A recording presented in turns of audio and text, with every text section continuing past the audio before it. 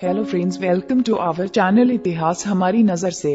हिंदू धर्म का इतिहास बहुत प्राचीन है। हिंदू धर्म के इस चैनल में हम आपको बताएंगे कि आखिर में हिंदू धर्म का क्रमशः इतिहास क्या है। ऐसे ही आज की हमारी वीडियो का विषय है लक्ष्मण की पत्नी उर्मिला के बारे में वो बातें जो आप नहीं जानते।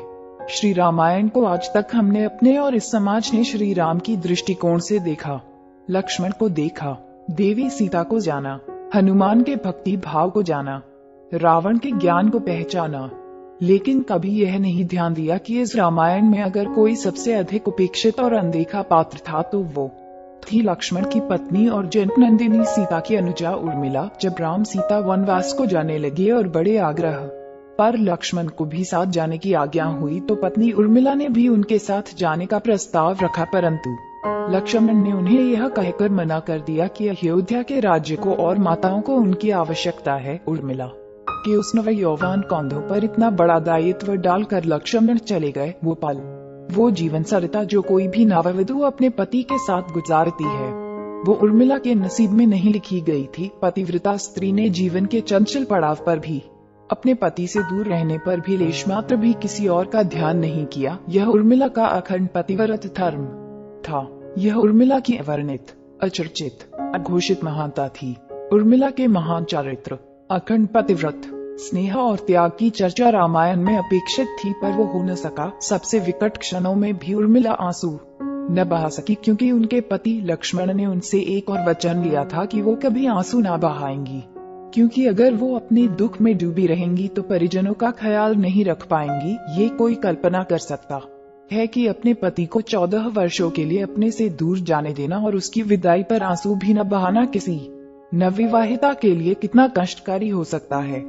कितना हृदय विदारक पल था वो जब परम पूजनीय महाराज दशरथ स्वर्ग से धर गए, पर वचन के सम्मान रखने के लिए उर्मिला तब भी न रोई। महाराज जनक अपनी पुत्री को मायके अर्थात मिथिला ले जाना चाहते थे ताकि माँ और सखियों के सानिध्य में उर्मिला का पति वियोग का दुख कुछ कम हो सके, परंतु उर्मिला ने मिथिला जाने से सादर इनकार कर दिया, ये कहते हुए कि अब पति के परिजनों के साथ रहना और दुख में उनका साथ न छोड़ना ही अब उसका धर्म है। बहुत से लोग इस बात से परिचित हैं कि अपने वनवास के दौरान भाई और भाभी की सेवा करने के लिए लक्ष्मण पूरे 14 साल तक नहीं सोए थे। उनके स्थान पर उनकी पत्नी उर्मिला दिन और रात सोती रहीं, लेकिन यह बात बहुत कम लोग जानते हैं कि रावण की बेटे मेघनाद को यह वरदान प्राप्त था कि जो इंसान 14 वर्षों तक ना सोया हो केवल वही उसे हरा सकता है। इसलिए लक्ष्मण मेघनाद को मोक्ष दिलवाने में कामयाब हुए थे। रावण के अंत और 14 वर्ष के वनवास के पश्चात जब राम,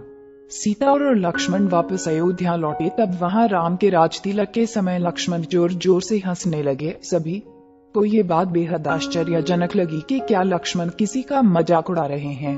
जब लक्ष्मण से इस हंसी का कारण पूछा तो उन्होंने जो जवाब दिया कि ताउम्र उन्होंने इसी घड़ी का इंतजार किया है, लेकिन आज जब यह घड़ी आ है तो उन्हें निद्रा देवी को दिया गया वो वचन पूरा करना होगा जो उन्होंने वनवास काल के दौरान 14 वर्ष के लिए उन्हें दिया था। दरअसल निद्रा ने उनसे कहा था कि वह 14 वर्ष के लिए उन्हें परेशान नहीं करेगी और उनकी पत्नी उर्मिला उनके स्थान पर सोएंगी। निद्रा देवी ने उनकी यह बात एक शर्त पर मानी थी कि जैसे ही वह अयोध्या लौटेंगे उर्मिला की नींद टूट जाएगी और उन्हें सोना होगा।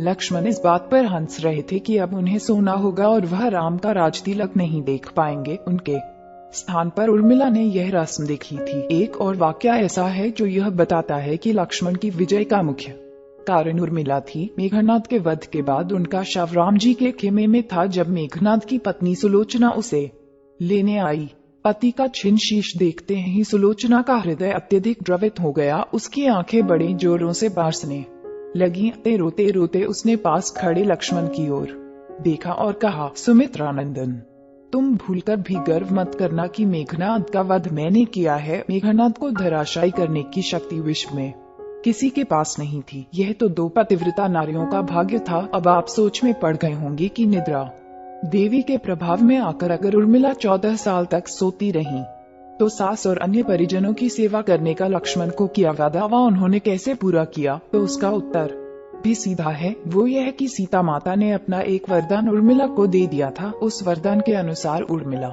एक साथ 3 कार्य कर सकती थी। हम उम्मीद करते हैं कि आपको इस चैनल के माध्यम से रोचक जानकारियाँ दे सके।